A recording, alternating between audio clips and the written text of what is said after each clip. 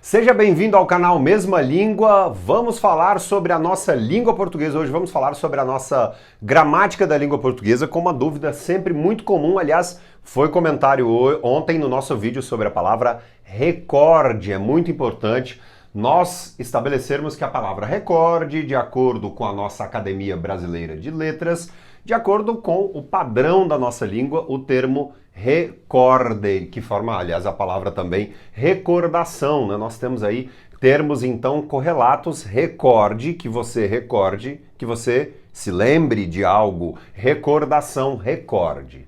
Agora, o que acontece? Aliás, muita gente é crítico, muitos são críticos em demasia e colocaram o seguinte: então por que algumas pessoas ainda insistem com a expressão recorde? Pois bem, vamos à justificativa. O termo recorde proparoxítono está nos manuais, especificamente dos veículos Globo de comunicação. Deve haver uma recomendação em função de que a principal concorrente do Grupo Globo, do Grupo Globo de comunicação, dos canais Globo, é a Record. Enfim, imagine que a todo momento digam recorde, recorde, recorde, recorde, recorde. Concorda? Então, para isso estabeleceram que ao se pronunciar o termo recorde, no sentido de que o atleta então estabeleceu o recorde em relação às Olimpíadas, o recorde, sim, mas de acordo com o padrão da nossa língua, o termo é recorde.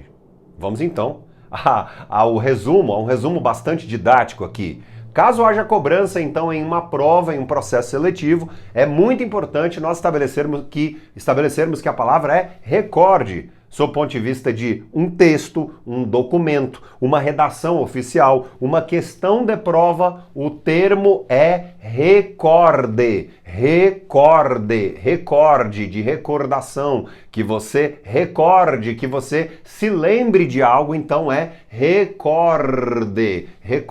O termo é paroxítono, perfeito? Então, recorde, aliás, a penúltima sílaba é tônica. Por isso uma palavra chamada então de palavra paroxítona. Proparoxítona, então, apenas nos veículos Globo, nos canais Globo de comunicação, né? Impressos, enfim, também do jornalismo. Então, perfeito. É isso aí, então, a palavra é recorde, aliás, que envolve lembrança. Aliás, como eu disse também sobre essa relação entre recorde, recordação, é muito interessante nós estabelecermos essas ligações entre os termos, quando nós imaginarmos, então, quando tivermos em mente a questão da etimologia, e a etimologia é um grande aprendizado. Aliás, você sabe o que significa a expressão etimologia? O termo é étimo, étimo remete à origem. Aliás, aqui então temos que colocar o acento agudo, todas as proparoxítonas em nossa língua devem ser acentuadas graficamente, e logia remete a estudo, étimo, então o estudo da origem dos termos. E isso nos mostra bastante, por exemplo, a relação com a grafia da expressão. Por exemplo, porque nós temos a seguinte relação com o termo, a seguinte grafia, a seguinte inscrição do termo obcecado. É muito interessante nós sabermos que obcecado tem uma relação direta com a cegueira. Então isso justifica bastante, isso nos mostra bastante sobre a nossa própria língua. O que eu digo a muita gente, por exemplo, são raríssimas as pessoas que adentram um restaurante e observam ali a expressão restauração, um lugar restaurador, restaurante. Essa habilidade é muito importante, é muito interessante e crescemos muito, aprendemos muito quando na nossa língua, quando em qualquer tipo de língua, entendemos um pouco mais sobre a origem dos termos. Aliás, é exatamente daí que vem uma expressão, um adjetivo que é pé rapado, porque nós temos a palavra pé rapado, porque algumas pessoas acabam tendo esse adjetivo, né? Pé rapado, sinônimo de alguém um tanto quanto, vamos dizer assim, alguém, digamos, baixo, é isso, né? Fulano é um pé rapado e tal, alguém, digamos, pobre, no sentido material, né? Aliás, a maior riqueza que existe é a riqueza moral. Alguém pobre materialmente pode ser chamado de pé rapado, não é isso? Essa expressão é proveniente exatamente por causa de um objeto que ficava à frente das igrejas e as pessoas rapavam ali, tiravam, eliminavam a sujeira, e aí fulano então era chamado, como muitas pessoas iam a pé, elas passavam por ali, por aquele lugar de rapar o pé, literalmente para limparem-se. E aí daí surgiu essa expressão, né? Os que não vinham na carruagem eram as pessoas, os pés, aquelas pessoas que tinham o pé rapado, os pés rapados. Aliás, é assim o plural, né?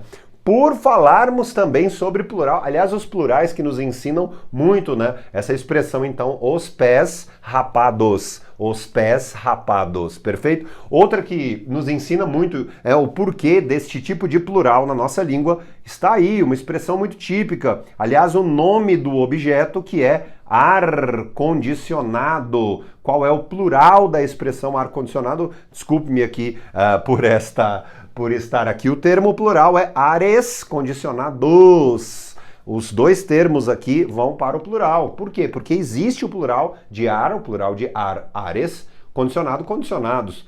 Não é porque é um composto que nós vamos apenas fazer o plural em um termo. Isso também justifica a pluralização de uma expressão como segunda-feira, segundas-feiras, ares condicionados, pés rapados. E aí? Aprendeu um pouco mais? Curtiu então? É muito importante você clicar em curtir, ativar as notificações do canal Mesma Língua e enviar estas dicas aqui a uma série de pessoas a quem você acha que vai gostar dessa sabedoria envolvendo a nossa língua.